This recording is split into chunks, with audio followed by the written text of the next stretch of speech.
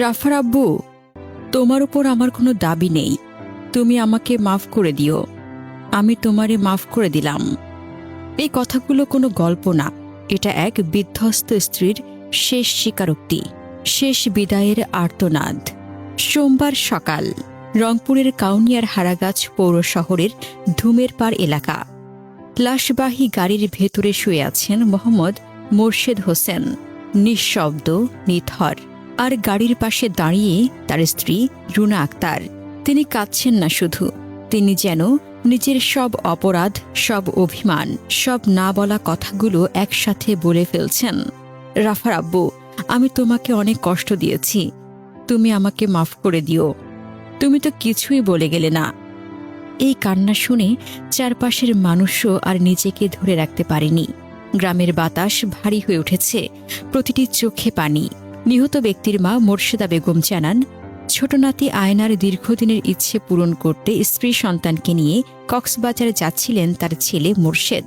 ছোট মেয়েকে সমুদ্র দেখানোর প্রতিশ্রুতি দিয়েছিলেন তিনি, কিন্তু সেই আনন্দযাত্রা বিষাদে রূপ নিল।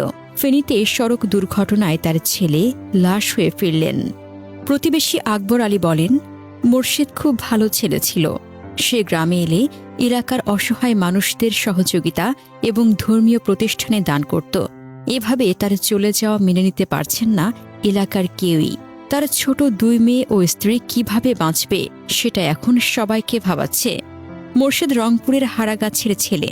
ঢাকার বাংলা মোটরে নিজের ব্যবসা মোর্শেদ মোটর চালাতেন। পরিশ্রম করে সংসার গড়েছিলেন। স্বপ্ন দেখতেন মেয়েদের মানুষ করবেন, ভালো রাখবেন। ঈদের ছুটিতে বাড়ি এসেছিলেন। হাসি আনন্দে কেটেছে সময়। হঠাৎ একদিন ছোট মেয়েটা বলেছিল, বাবা, আমি সমুদ্র দেখব। বাবা কথা দিয়েছিলেন, চল তোকে সমুদ্র দেখাই। রবিবার রাত নিজেই গাড়ি চালিয়ে স্ত্রী আর ছোট মেয়েকে নিয়ে রওনা হলেন কক্সবাজারের পথে। গাড়ির ভেতরে ছিল স্বপ্ন, আনন্দ আর এক বাবার প্রতিশ্রুতি। কিন্তু ভোরের আলো ফোটার আগেই সব অন্ধকার হয়ে গেল। ঢাকা চট্টগ্রাম মহাসড়কের ফেনীর রামপুর এলাকা।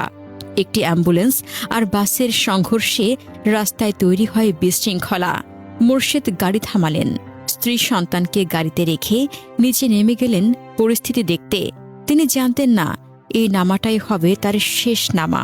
ঠিক তখনই একটি দ্রুতগতির বাস নিয়ন্ত্রণ হারিয়ে উঠে গেল সেই জটলার ওপর। এক মুহূর্ত, সব শেষ।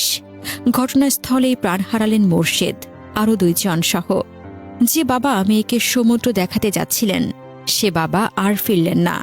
যে স্বামী স্ত্রীর পাশে থাকার কথা ছিল, সে আজ নিথর হয়ে শুয়ে আছে। রাত 3:30টার দিকে ফেনী জেনারেল হাসপাতালের মর্গ থেকে তার মরদেহ নিয়ে আসা হয় নিজ গ্রামের বাড়ি হারাগাছে। সকাল 10টায় ধুমের পাড় সিনিয়র আলিম মাদ্রাসা মাঠে হাজারো মানুষের উপস্থিতিতে জানাজা। তারপর জয়বাংলা বাজারের সামাজিক কবরস্থানে চিরনিদ্রায় শায়িত হলেন মোর্শেদ। একজন স্ত্রী স্বামীর লাশের সামনে দাঁড়িয়ে ক্ষমা চাইছে। 2টা শিশু হয়তো এখনো বুঝে উঠতে পারেনি তাদের বাবা আর কখনো ফিরবে না। এই গল্প শুধু একটা দুর্ঘটনা না, এটা একটা অসমাপ্ত ভালোবাসার গল্প, একটা অপূর্ণ প্রতিশ্রুতির গল্প, একটা ভেঙে যাওয়া জীবনের গল্প।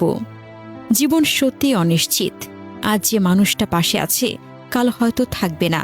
তাই অভিমান জমিয়ে রাখবেন না, ভালোবাসা প্রকাশ করুন, ক্ষমা করে দিন। কারণ শেষবার মাফ করে দিলেও বলার সুযোগ সবাই পায় না। আল্লাহ মোর্শেদ হোসেনকে জান্নাত নসিব করুন, তার পরিবারকে এই শোক সহ্য করার শক্তি দিন। আমিন।